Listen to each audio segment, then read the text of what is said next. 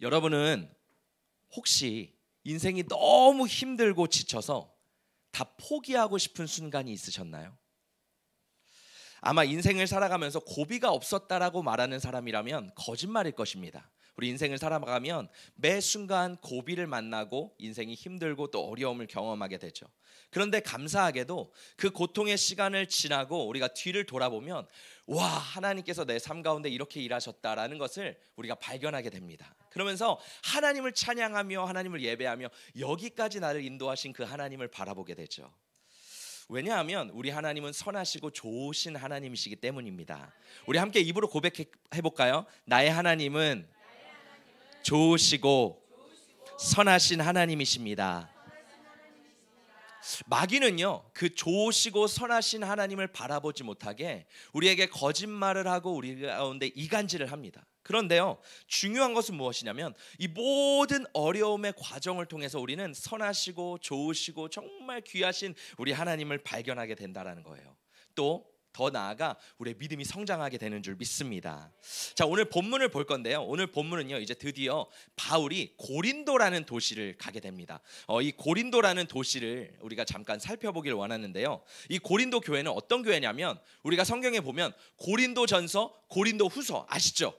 그 말씀의 배경이 되는 이 말씀입니다. 오늘 바울이 고린도에 가서 이 고린도 교회를 개척하는 장면이 오늘의 말씀인 거예요. 자, 이 고린도는 어떤 지역이냐면요. 이 데살로니가, 우리가 얼마 전에 데살로니가를 봤죠. 데살로니가가 마게도냐의 수도라면 이 고린도는요, 아가야 지방의 수도입니다. 그러니까 엄청나게 큰 도시로 인구가 약 70만 정도 되는 엄청 거대한 도시였어요. 우리가 지난주에 살펴봤던 아테네가 철학과 문화의 도시였다면 이 고린도는 어떤 도시였냐면 라스베가스와 같이 부와 환락의 도시였습니다. 엄청나게 화려한 도시였어요. 여기에 보면요, 여기 그림을 보시면 여기가 바로 아테네 신전입니다.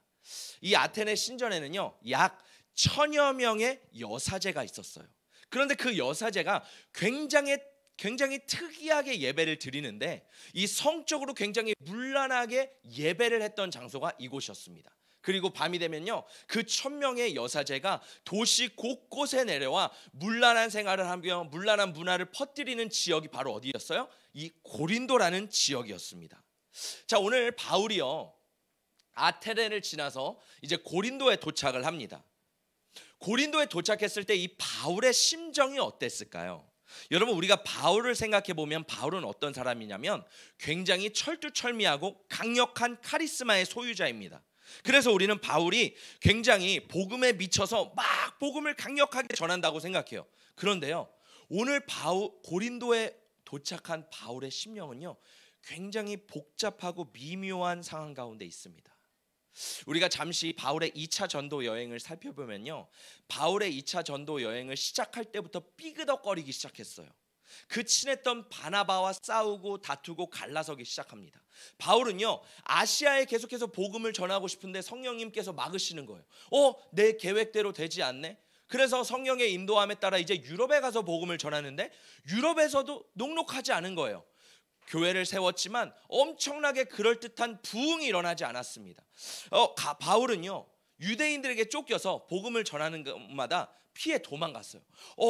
여기서 야반도주를 하고 유대인들에게 쫓겨서 도망가고 그런 생활을요, 지금 2차 전도 여행을 하면서 계속 반복을 합니다. 심지어 우리가 지난주에 살펴봤던 그 아데네의 아리스바고라는 데 위에서 바울이 설교를 하잖아요. 사도행전을 보면요, 바울의 3가지 설교가 등장합니다. 그런데요, 이 지난주에 살펴봤던 그 설교가요, 바울의 3가지 설교 중에 가장 탁월하다고 말할 정도로 정말 강력하고 화려하고 뛰어난 설교였어요. 그런데 여러분 아세요? 그렇게 화려하고 뛰어난 설교였는데요, 이 바울의 설교에는요, 많은 열매를 맺지 못했습니다. 생각보다 많은 사람들이 복음을 믿지 못했어요. 그러니까 바울은 지금요, 굉장히 힘들어 있고 지쳐 있고 외로운 상태입니다. 이런 상태에서 지금 고린도에 도착했더니 고린도는 어때요? 굉장히 음란하고 문란한 도시인 거예요. 바울의 심정을 이해하시겠어요? 지금 바울의 상태가요, 굉장히 지쳐 있고 힘든 상태입니다. 그 상태에서 이 바울이 자신의 심정을 고린도전서에 이렇게 말을 합니다. 우리 함께 읽어보겠습니다. 시작. 내가 너희 가운데 거할 때 약하고 두려워하고 심히 떨었노라. 바울은요 지금 심정이 어땠대요? 약하고 두렵고 심히 떨었대요. 여러분 바울이요 성령 충만하지 않았기 때문에 약하고 두렵고 떨렸을까요? 아니요. 바울이 말씀을 보지 않고 바울이 기도하지 않았기 때문에 약하고 두렵고 떨었을까요? 여러분 바울이 사명이 흔들려서 하나님에 대한 믿음이 흔들려서 약하고 두렵고 떨었을까요? 아니요. 바울은 그러지 않았습니다. 그런데요 우리가 이 말씀을 통해 보는 것은 무엇이냐면 우리가 성령에 충만하고 말씀을 보고 기도하지만 때로는 우리의 육신이 연약하기 때문에 우리가 약하고 두렵고 떨어지는 순간이 있다라는 거예요. 저는 그렇습니다. 여러분은 안 그러신가요? 마치 여기 여러분은 늘 성령에 충만하신 것 같아요. 너무 부럽습니다. 저도요 때로 약하고 힘들고 지칠 때가 있어요. 왜? 우리는 연약한 존재이기 때문에. 그런데요 하나님은 어떤 분이시냐면 그런 약해진 바울에게, 그렇게 약해진 우리에게 왜 두려워하냐고 혼내는 분이 아니십니다. 할렐루야. 하나님은 어떤 분이신가? 우리 말씀을 함께 읽어보도록 하겠습니다. 시작. 우리에게 있는 대제사장은 우리의 연약함을 동정하지 못하실 리가 아니요 모든 일에 우리와 똑같이 시험을 받으신 이로되 죄는 없으시니라. 오늘 예수님이 어떤 분이시래요? 우리의 연약함을 다 아신대요. 우리의 쓰러지고 약하고 지친 우리의 상황을 다 이해하신대요. 왜? 예수님께서도요 이 땅에 오셔서 우리의 죄악을 입으시고 우리의 연약함을 아시고 모든 것을 경험하면서 우리의 상황과 환경을 다 이해하신다라는 겁니다. 그 다음 말씀 읽어보겠습니다. 시작. 이와 같이 성령도 우리의 연약함을 도우시나니 우리는 마땅히 기도할 바를 알지 못하나 오직 성령이 말할 수 없는 탄식으로 우리를 위하여 친히 간구하시니라. 성령님은요 우리의 연약함을 다 아신대요. 여러분 힘들고 어렵고 그 지친 상황 가운데서요 성령님은요 우리를 그냥 내버려 두지 않으시고요 우리를 다 아신다는 겁니다. 바울은요 지금 고린도에서 혼자 있습니다. 혼자 있으면 얼마나 외롭고 힘들어요. 거기다 마음까지 지쳐있고 힘들어요. 여러분 우리가 그럴 때가 있지 않으세요? 저도요 혼자라고 느껴질 때가 있더라고요. 야, 누구에게 말해도, 내 아내에게 말해도 심지어 이해하지 못하는 내 마음, 정말 하나님은 과연 이해하실까? 라고 할 정도로 정말 외로움에 사무치는 그러한 순간들이 있습니다. 근데 오늘 말씀에 보니까 뭐라 그러세요? 성령님은요 우리를 혼자 내버려 두지 않으신대요. 성령님은요 우리의 연약함을 아시고 우리를 위해 깊이 탄식하신대요. 할렐루야. 우리가 혼자라고 생각하는 그 순간 가운데서도요 성령님은 우리와 함께 하시는 분이신 줄 믿습니다. 그 하나님은 어떤 하나님이세요? 임마누엘의 하나님. 따라합니다. 하나님은 언제나 나와 함께 하십니다. 이 바울이요 온 몸이 이제 만신창이가 되고 온 마음이 찢겨진 상태에서 고린도에 도착합니다. 너무 힘들고 지치고 외로웠어요. 그런데요 이 하나님은요 바울을 회복하고 치유하고 위로하시기 위해 놀라운 일들을 준비하고 계십니다. 그 하나님이 뭐예요? 오늘 찬양했듯이 여호와 이레, 우리 가운데 예비하시는 하나님, 준비하시는 하나님, 그 하나님의 우리 하나님이신 줄 믿습니다. 우리 말씀을 함께 읽어보도록 하겠습니다. 시작. 그 뒤에 바울은 아테네를 떠나서 고린도로 갔다. 거기서 그는 본도 태생인 아굴라라는 유대 사람을 만났다. 아굴라는 글라우디오 황제가 모든 유대 사람에게 로마를 떠나는 칙령을 내렸기 때문에 얼마 전에 그의 아내 브리스길라와 함께 이탈리아에서 온 사람이다. 바울은 그들을 찾아갔는데 생업이 서로 같으므로 바울은 그들 집에 묵으면서 함께 일을 하였다. 그들의 직업은 천막을 만드는 일이었다. 바울은요 지금 바울의 상황을 한번 볼게요. 굉장히 지치고 힘들고 외로운 상황에서요 바울은요 돈까지 떨어졌어요. 수중에 그동안 선교 여행을 하기 위해서 있었던 돈들이요 다 떨어지기 시작합니다. 그래서 바울은 무슨 일을 하기 시작해요? 천막을 만드는 일을 하기 시작합니다. 이 당시에 바울은요 랍비였습니다. 말씀을 가르치는 사람이에요. 근데요 유대인들은요 어떤 사람들이었냐면 하나님의 말씀도 배우지만 내가 이 땅에 살아가기 위해서 꼭 한 가지를 배웠다라고 해요. 그 중에 바울이 배웠던 건 뭐예요? 가죽을 세공해서 천막을 만드는 일을 했습니다. 바울이 지금 돈이 떨어져서 시장에 나가서 이제 천막을 만들 일이 없나 막 두리번 거리는데 하나님께서 거기서 만남을 준비해 주세요. 그 사람이 누구예요? 브리스길라와 아굴라와 브리스길라를 바울이 만납니다. 여러분 여기 이 말씀을 보면요, 하나님의 만남을 볼 수 있어요. 이 아굴라와 브리스길라는요, 서로 만날 수 없는 사람들이었습니다. 우리가 한번 이 아굴라와 브리스길라를 살펴보길 원하는데요, 아굴라는 어떤 사람이래요? 본도 출신이래요. 본도는요, 흑해 지방에 있는 도시였습니다. 브리스길라는 어디에 있는 사람이었어요? 브리스길라는요, 로마 귀족 출신 이방 여인입니다. 아굴라는 유대인이었고요, 브리스길라는 이방인이었어요. 그 당시에요, 유대인과 이방인이 만나 결혼할 수가 없습니다. 그런데 이 두 명이 어디서 만나냐면 로마라는 도시에서 만납니다. 한 명은 그냥 유대인 출신이고요, 한 명은 귀족 출신이에요. 이 둘이 만날 수 있어요, 없어요? 없습니다. 신분의 차이가 있는 시대였어요. 만날 수 없는 시대였어요. 그런데요, 이 둘이 만나게 됩니다. 어떻게 만났을까요?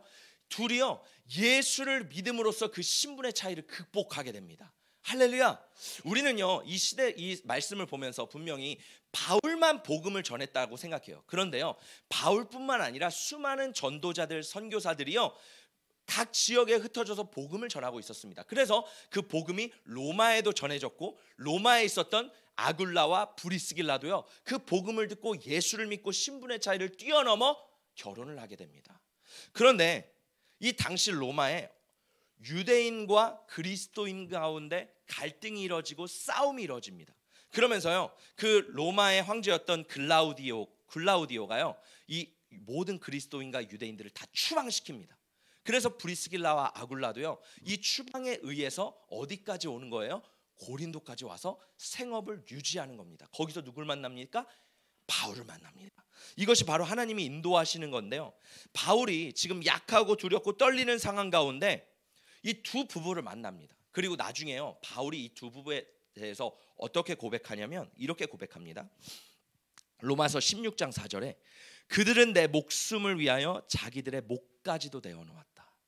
바울이요, 에베소에 나중에 가서 엄청난 폭동이 일어나서 목숨의 위협을 겪습니다. 이제 막 죽으려 그래요. 근데요, 아굴라와 브리스길라가요, 자신의 생명을 던져서 이 바울을 살려주고 구해줍니다. 할렐루야. 여러분, 바울은요, 이 힘들고 어려운 상황 가운데 동역자를 만났어요. 그리고 바울이 점점 치유되고 회복되기 시작합니다. 하나님은요, 사람을 통해 일하시는 분이십니다. 여러분, 어떤 사람을 만나면 힘이 나는 사람들이 있죠. 저 목사도요, 어떤 성도를 만나면 힘이 나는 성도들이 있습니다. 할렐루야. 성도님들도 힘이 나는 목사님이 있습니다. 할렐루야. 아멘이 적으시네요. 별로 저를 보면 힘이 안 나시나 봐요. 성도님들도 힘이 나는 목사님이 있습니다. 할렐루야. 여러분, 아굴라와 브리스길라의 사역은 어떤지 아세요? 말씀을 전하고 전도하는 사역이 아니었어요. 아굴라와 브리스길라의 사역은요, 목회자와 선교사들을 돌보는 사역을 했었습니다. 그래서요, 하나님의 사람들을 막 세우면서 그런 일들을 했어요. 바울은요, 주변에 이런 사람들이 굉장히 많았습니다. 로마서 16장 13절에 이렇게 말해요. 주 안에서 택하심을 입은 루포와 그의 어머니에게 문안하라. 그의 어머니는 곧 내 어머니니라. 바울이요, 루포의 어머니를 생각하면서 뭐라 그래요? 내 어머니래요. 왜? 이 루포의 어머니가요, 바울을요, 케어하고 사랑하고 돌보고 바울의 필요를 늘 채워줬다는 거예요. 그러니까 바울의 입장에서 루포의 어머니는 어떤 사람이에요? 나의 어머니와 같이 그렇게 따뜻하고 정성 어린 성도님이 있었다라는 겁니다. 할렐루야. 여러분, 저는요, 여러분이 루포의 어머니가 되시기를 축복합니다. 여러분이 아굴라와 브리스길라가 되시기를 예수님의 이름으로 축복합니다. 저도 바울처럼 제 옆에 이런 사람들이 많았으면 좋겠어요. 제가 최근에 저희 가정이 안식을 취하기 위해서, 이제 쉼을 갖기 위해서 막 어디를 좀 갈까, 어디를 구경하면 좋을까 고민을 하고 있는데, 마침 어떤 분을 통해서 한 분을 소개를 받았습니다. 저희가 그때 갈 때도 마땅하지 않고 또 재정도 넉넉하지 않고 어디를 가야 될까 굉장히 많이 고민을 했었는데, 어떤 분이요, 자신의 집을 내어주신다는 거예요. 그래서 저희가 너무너무 깜짝 놀래가지고 그 집에 갔습니다. 그런데 알고 보니까요, 이분이요, 엄청난 갑부를 하는 거예요. 집이 최소 두 채가 있대요. 한 채는 자기가 사는 집이고, 한 채는 게스트하우스로 목회자, 선교사, 또 하나님을 믿는 사람들이 와가지고 편히 쉴 수 있도록 그렇게 내어주는 게스트하우스가 있다라는 거예요. 그래서 저희가요 그 가정에 가서요 굉장히 마음이 지치고 힘들었는데 거기 방명록을 보니까 엄청나게 많은 사람들이 왔다 갔다 하더라고요. 그러면서 거기서 우리가 함께 묵으면서 쉬면서 정말 많은 위로와 회복이 됐습니다. 여러분, 이렇게 이 시대에도요 제가 보니까 아굴라와 브리스길라와 같은 사람들이 있다라는 거예요. 저는 여러분이요 그런 사람이 되시기를 예수님의 이름으로 축복합니다. 바울이 힘들고 지쳤을 때 하나님이 준비했던 선물의 사람들이 있었어요. 우리 함께 따라해 볼까요? 내가 그 선물이다. 우리 좀 크게 외쳐볼까요? 내가 그 선물이다. 우리 옆에 사람에게 인사해 보겠습니다. 내가 당신의 선물입니다. 우리 한 번 더, 내가 당신의 선물입니다. 한 번 더, 당신이 나의 선물입니다. 저를 보고서 손을 내밀어서 한번 해주시겠어요? 목사님, 당신이 나를 위한 선물입니다.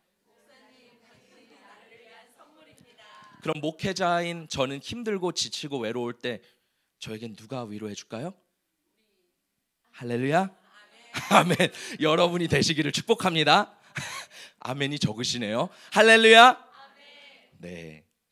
제가 어제 이제 설교를 준비하고 있는데 4시가 됐는데 막 배가 고픈 거예요. 점심을 좀 부족하게 먹었거든요. 4시가 됐는데 배가 엄청 고픈 거예요. 제 아내한테 연락을 했습니다. 여보, 우리 저녁 몇 시에 먹을까? 그랬더니 카톡으로 6시 딱 이렇게 온 거예요. 그래서 제가 나 지금 너무 배고픈데 우리 좀만 일찍 먹으면 안 될까? 안 돼. 이러는 거예요. 그래가지고 너무 배고파가지고 어떻게 하지 하다가 과자를 먹을 수는 없고, 왜냐면 과자를 먹으면 또 이렇게 배가 나올까봐 과자는 먹을 수 없고 뭘 먹어야 될까 하다가 냉장고를 딱 뒤졌어요. 근데 냉장고를 딱 열었는데 예쁜 접시에 오렌지가 담겨 있는 거예요. 그래서 이걸 보고 야, 이게 웬 떡이냐 해가지고 목양실에 가져와서 딱 먹으려고 하는데 제 아내에게 카톡이 딱 왔습니다. 여보, 그거 어떤 성도님이 여보 먹으라고 일부러 예쁜 접시에 담아서 깎아놓은 거야. 그거 먹어. 이렇게 딱 카톡이 온 거예요. 그걸 보고선 마음에 감동의 물결이 막 오면서 그 오렌지를 하나하나 허겁지겁 먹는데 마음의 위로와 평안이 얼마나 임하는지 제가 6시까지 버텼습니다. 할렐루야. 그 오렌지가 어제 저에게 힘의 원동력이었어요. 제가 이걸 통해서 와, 우리 성도님들의 마음이 너무나도 귀하다. 내가 이걸 통해 너무너무 위로가 되고 회복이 된다. 여러분, 우리 교회가 사랑과 위로가 넘치고 제가 여러분에게 그런 목회자가 되기를 원하고 여러분이 또한 저에게 그런 성도님이 되시기를 예수님의 이름으로 축복합니다. 할렐루야. 우리 다음 말씀 읽어볼까요? 시작. 실라와 디모데가 마게도니아에서 내려온 뒤로는 바울은 오직 말씀을 전하는 일에만 힘을 쓰고 예수가 그리스도이심을 유대 사람들에게 밝혀 증언하였다. 지금 바울이요 고린도에서요 혼자 고립되어 있어요. 팀 사역을 했었습니다. 원래 실라와 디모데와 누가가 같이 사역을 했었는데 누가는 저자기 때문에 자신의 이름을 등장시키지 않아요. 그런데 이 실라와 디모데가 원래 팀 사역을 했는데 데살로니가에서 흩어졌어요. 왜? 바울이 야반도주를 했어야 됐거든요. 바울은요 지금 엄청난 오랜 기간 동안 혼자 외로이 선교를 하고 있는 거예요. 여러분 생각해 보세요. 내가 아무도 모르는 지역에 엄청난 대도시, 예를 들어 뉴욕이나 라스베가스나 서울이나 엄청나게 큰 도시에 내가 혼자 전도를 하고 있다고 생각해 보세요. 얼마나 힘들고 외로웠을까요? 바울도 이랬단 말이에요. 그런데요 데살로니가에서 마침 귀한 소식이 도착합니다. 실라와 디모데가 도착했대요. 그리고 소식을 전달해 줍니다. 우리 한 번 더 말씀을 읽어볼게요. 시작. 그리하여 여러분은 마게도니아와 아가야에 있는 모든 신도들에게 모범이 되었습니다. 주님의 말씀이 여러분으로부터 마게도니아와 아가야에만 울려 퍼진 것이 아니라 하나님을 향한 여러분의 믿음에 대한 소문이 각처에 두루 퍼졌습니다. 그러므로 이것을 두고는 우리가 더 말할 필요가 없습니다. 하나님이 바울에게 어떻게 위로하시냐면요, 바울이 데살로니가에서 복음을 전할 때요 많은 사람들이 예수를 믿지 않았습니다. 열매가 없었어요. 그런데 이 디모데와 실라가 와서 어떤 소식을 전해줘요? 데살로니가에 있는 성도들이요 모범이 됐대요. 할렐루야. 거기에 수많은 열매들이 맺혀졌고 그 성도들의 소식이요 수많은 지역 마게도니아, 아가야 지방까지 막 퍼졌다는 겁니다. 바울은요 내 선교가 실패했나? 라고 생각했을 수도 있어요. 그런데요 가장 힘들고 어려울 때 하나님이 사람을 보내서 위로해 주시는데 아니야, 너의 선교는 실패하지 않았어. 너의 인생은 실패하지 않았어. 너가 보지 못했지만 내가 너를 위해 이렇게 준비하고 있었단다. 여러분 우리 삶도 마찬가지입니다. 내 삶 가운데 열매가 없을 때도 있어요. 답답할 때도 있어요. 결과가 보이지 않을 때가 있어요. 그런데요, 하나님은요 적재적소에 우리의 말씀하시는 거예요. 아니야, 너의 삶에 열매가 맺혀지고 있어. 여러분 우리 삶 가운데요 보이지 않지만 열매가 맺혀지고 있습니다. 하나님이 일하고 계십니다. 할렐루야. 주가 일하시네. 주가 일하시네. 하나님이 우리 삶 가운데 계속해서 일하고 계시는 줄 믿습니다. 또 기쁜 소식이 있어요. 바울이요, 아까 제가 말씀드렸듯이 돈이 떨어져서 이제 생업을 지키기 위해, 유지하기 위해 천막을 만드는 일을 합니다. 근데요, 이 실라가요 여러 교회를 거쳐서요 헌금을 가지고 바울에게 옵니다. 그리고 아까 우리가 봤던 말씀처럼 뭐라고 나와 있어요? 바울은 오직 말씀을 전하는 일에만 힘썼대요. 더 이상 생업에 집중할 필요가 없어서 이제는 이 실라가 가져온 헌금으로 복음을 전하기 위해 올인을 합니다. 할렐루야. 여러분 이렇게 바울이 막 힘을 얻기 시작하는 거예요. 저도 얼마 전에 저희 교회도 정말 엄청나게 귀한 은혜가 있었어요. 어떤 일이 있었냐면요, 저는 개인적으로 최근에 좀 어려운 시간을 보냈습니다. 그러면서 내가 목회를 진짜 잘할 수 있을까라는 여러 가지 생각이 스쳐 지나가는 시간들이 있었어요. 저도 참 바울처럼 지치고 힘들고 두렵고 외로운 순간들이 있었어요. 그런데요, 진짜 감사한 게 뭐냐면 그날도 힘겹게 진짜 어렵게 주일 예배를 딱 마치고 어깨가 처져서 집에 딱 돌아와서 이제 쉬고 있었습니다. 그런데 갑자기 전화가 오는 거예요. 제 아내한테. 제 아내가 전화를 받더니 누군가 하면 이담이가 옛날에 킹스키즈에서 배웠던 선생님이었던, 담임 선생님이었던 거예요. 이담이가 3살 때 이제 어린이집을 가기 시작했는데 거기서 1년 동안 섬기셨던 선생님이시자 사모님이신데 그분한테 전화가 온 거예요. 그러면서 제 아내가 이런저런 얘기를 듣더니 막 눈물을 흘리기 시작하더라고요. 무슨 얘기냐면 이제 그 선생님께서 너무 아이들을 잘 가르치셨거든요. 근데 갑자기 이제 1년이 끝나고 교사를 그만두겠다라고 하시는 거예요. 알고 보니까 연로하신 어머니와 이모님이 있는데 그분들이 이제 나이가 너무 많이 들고 병약하셔서 그분들을 이제 돌보기 위해서 교사를 내려놓으신 거예요. 그리고 이제 그분들을 막 돌보는데 어느 날 그 병약하신 이모님이 돌아가게 되신 거예요.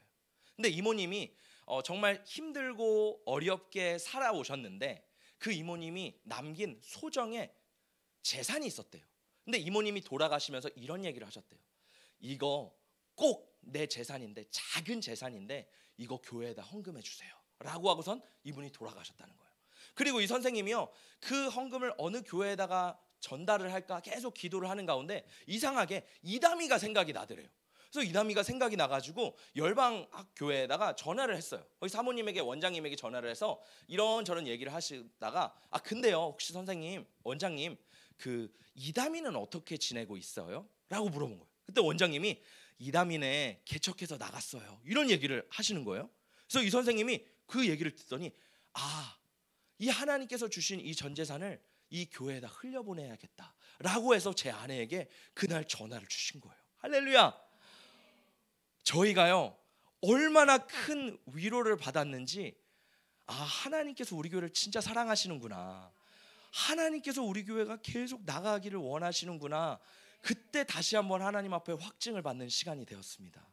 여러분 하나님은요 우리의 생각을 뛰어넘어서 일하시는 분이신 줄 믿습니다. 하나님은 우리를 위로하시는 분이신 줄 믿습니다. 우리 다음 말씀을 읽어보도록 하겠습니다. 시작. 그리하여 여러분은 마게도냐와 아가야에 있는 모든 죄송합니다. 우리 한 번 더 읽겠습니다. 시작. 그런데 어느 날 밤에 환상 가운데 주님께서 바울에게 말씀하셨다. 무서워하지 말아라. 잠자코 있지 말고 끊임없이 말하여라. 내가 너와 함께 있으니 아무도 너에게 손을 대어 해하지 못할 것이다. 이 도시에는 나의 백성이 많다. 하나님이 이제 바울에게요 직접적으로 환상에 나타나셔서 말씀하시는 거예요. 무서워하지 마, 두려워하지 마. 그리고 밖에 나가서 복음을 두려워하지 말고 선포해. 할렐루야. 하나님께서요 바울에게 이렇게 말씀하십니다. 우리의 삶도 동일해요. 우리 학생들 미래가 없다고 생각합니다. 미래가 너무나도 어둡다고 생각합니다. 우리 어른들도 인생이 너무 고달프고 힘들고 지치다고 생각합니다. 그런데 하나님이 우리에게 주시는 말씀은 뭐예요? 무서워하지 말라. 할렐루야. 두려워하지 말라. 할렐루야. 따라합니다. 두려워하지 말라. 염려하지 말라. 걱정하지 말라. 왜? 우리의 인생은요 하나님의 손에 있다는 거예요. 하나님은 이렇게 말씀하세요. 내가 너와 함께 있어. 아무도 너에게 손을 대지 못할 거야. 할렐루야. 우리의 인생은요 하나님이 붙잡고 계십니다. 내가 멸망하고 망하는 것 같지만 하나님은 그 순간에서도 우리를 일으키시고 우리 삶 가운데 일하시는 분이신 줄 믿습니다. 우리는 그런 하나님을 믿는 거예요. 그래서 여러분 우리가 세상에 살아갈 때요 어깨를 쭈구리처럼 다니는 게 아니라 당당하게 다니시기를 예수님의 이름으로 축복합니다. 왜? 우리 하나님은 위대한 하나님이시기 때문입니다. 하나님은요 바울에게요 잠잠하지 말고 계속 끊임없이 복음을 전하래요. 왜? 이 도시에 나의 백성이 많대요. 여러분 생각해 보세요. 지금 이 문란한 도시에 하나님의 백성이 많아요? 없습니다. 별로 없어요. 근데 하나님은 뭐라 그랬어요? 이 도시에 나의 백성이 많다. 무슨 의미냐면 너가 끊임없이 나의 복음을 선포할 때 마음이 준비된 추수할 영혼들이 이 도시에는 많다. 할렐루야. 우리의 인생, 우리 이 도시도 동일합니다. 여러분 제가 이 도시를 볼 때 정말 어둡고 과연 사람들이 예수를 믿을까? 전도를 하면 굉장히 낙심이 될 때가 많습니다. 그런데요 하나님 말씀하시는 거예요.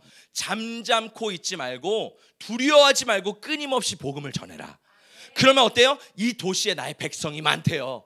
기다리고 있는 영혼들이 많대요. 할렐루야. 우리는 잠잠하는 것이 아니라 계속 예수의 복음을 전파하는 교회가 돼야 될 줄 믿습니다. 여러분의 학교, 직장, 사업장, 가정에서도 끊임없이 복음을 선포해야 돼요. 여러분 내가 직접 예수를 전하는 건 어려워요. 그러나 예수에 대한 간증을 할 수 있잖아요. 내가 만난 예수를 끊임없이 전할 수 있잖아요. 우리 가정에 있는 엄마, 아빠, 또 우리 친척들, 우리 주변에 있는 수많은 사람들에게 계속 복음을 선포하라고 하나님은 말씀하시는 줄 믿습니다. 여러분 이거 듣고 흘리는 것이 아니라 오늘 집에 가셔서 복음을 선포하고 예수를 전하기를 예수님의 이름으로 축복합니다. 자, 하나님께서 계속해서 일하십니다. 사람을 통해 일하세요. 말씀이 좀 길죠. 우리 집사님께서 읽어주시겠습니다. 시작. 그러나 유대 사람들이 반대하고 비방함으로 바울은 그의 옷에서 먼지를 털고서 그들에게 말하였다. 여러분이 멸망을 받으면 그것은 오로지 여러분의 책임이지 나의 잘못은 아닙니다. 이제 나는 이방 사람에게로 가겠습니다. 바울은 거기를 떠나서 디디오 유스도라는 사람의 집으로 갔는데 그는 이방 사람으로서 하나님을 공경하는 사람이고 그의 집은 바로 회당 옆에 있었다. 회당장인 그리스보는 그의 온 집안 식구와 함께 주님을 믿는 신자가 되었다. 그리고 고린도 사람 가운데서도 많은 사람이 바울의 말을 듣고서 믿고 세례를 받았다. 아멘. 여러분 되게 신기한 일이 일어납니다. 바울이요 복음을 막 선포해요. 근데 역시나 바울의 패턴은 동일해요. 복음을 막 전하면요 유대인들이 반대하기 시작합니다. 유대인들이 막 괴롭혀요. 그러니까 바울이 이번에는요 너무 화가 나서 옷에 먼지를 털면서 이렇게 말하는 거예요. 나 이제 더 이상 유대인들에게 복음 전하지 않겠다. 나 이제 이방인들에게 가서 복음을 전하겠다라고 하면서 바울의 선교 전략을 바꿉니다. 그리고 회당에서 복음을 전했었는데 되게 신기한 게 뭐냐면 회당 옆에 있는 유스도라는 사람의 집에서 복음을 전해요. 그 가정이 구원을 받습니다. 거기가 고린도 교회가 돼요. 근데 더 놀라운 사건은 뭐예요? 회당에 있던 회당장 그리스보가 예수를 믿게 돼요. 무슨 뜻이에요? 스님이, 이맘이, 부처가 또 뭐가 있어요? 신부님이 예수님을 믿게 된 거예요.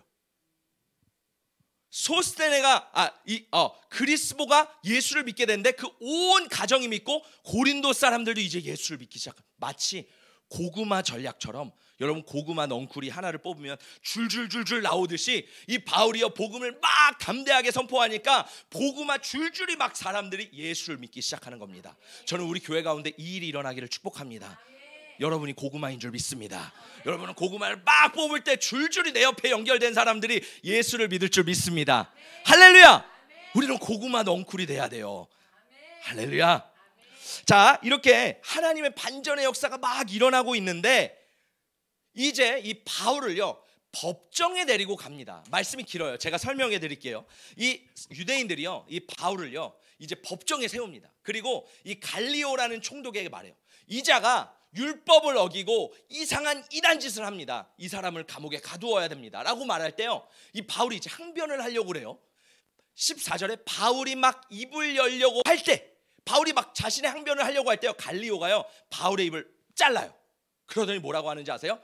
내가 보니까 별로 문제가 없는 것 같은데, 내가 보니까 이 바울이 복음을 전하는데 문제가 없을 것 같은데 다시는 이런 일로 가지고 여기 오지 마세요 라고 하고 그 유대인들을 쫓아버립니다. 이 의미가 뭔지 아세요?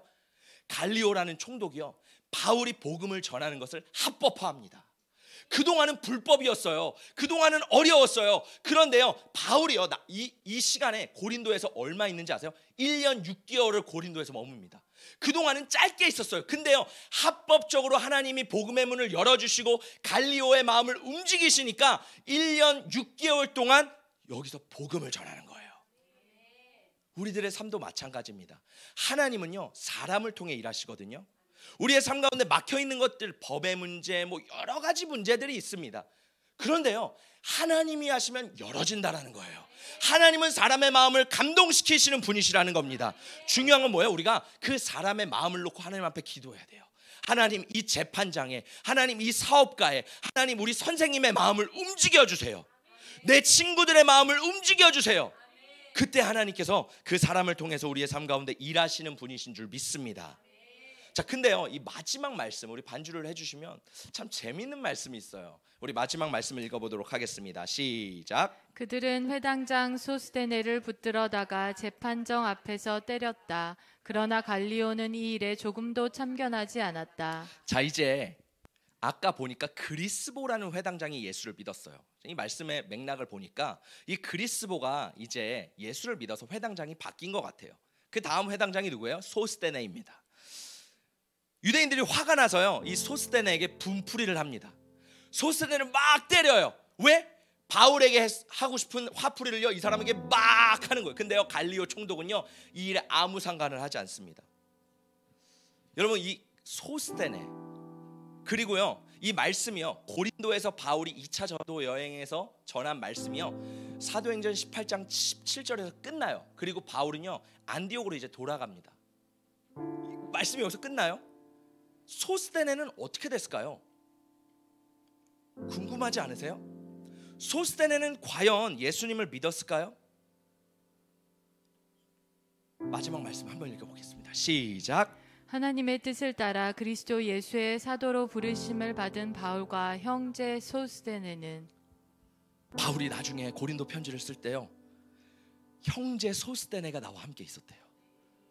회당장이 2명이나 예수를 믿은 거예요. 그 중에 소스데네, 예수를 위해 핍박받고 바울을 위해 아무것도 모른 채 돌 맞고 핍박 맞았는데, 그 소스데네가 나중에 예수를 믿어서 바울의 동역자가 돼서요, 고린도 교회에 편지를 씁니다. 나 지금 소스데네랑 함께 있어. 너희들에게 편지를 쓰고 있어. 할렐루야. 하나님은 어떤 분이세요? 모든 것을 합력하여 아름답게 이루시는 분이 하나님이신 줄 믿습니다. 우리들의 삶 가운데 이런 은혜가 간절하게 부어질 줄 믿습니다. 우리 마지막 말씀인데 우리 이 말씀을 읽고서 마치도록 하겠습니다. 시작. 그러나 주님께서는 내게 이렇게 말씀하셨습니다. 내 은혜가 내게 족하다. 내 능력은 약한 데서 완전하게 된다. 그러므로 그리스도의 능력이 내게 머무르게 하기 위하여 나는 더욱더 기쁜 마음으로 내 약점들을 자랑하려고 합니다. 바울이 고린도 후서를 쓰면서 뭐라 그래요? 내 은혜가 족하다. 내 능력은 약한 데서 나온다. 여러분, 힘들고 지치고 외롭고 어려우십니까? 하나님은 여러분의 삶을 회복하시기를 원하십니다. 하나님은 여러분을 위로하기를 원하십니다. 바울이요, 약하고 힘들고 두렵고 떨었을 때 하나님은 여호와 이레로 준비하셨어요.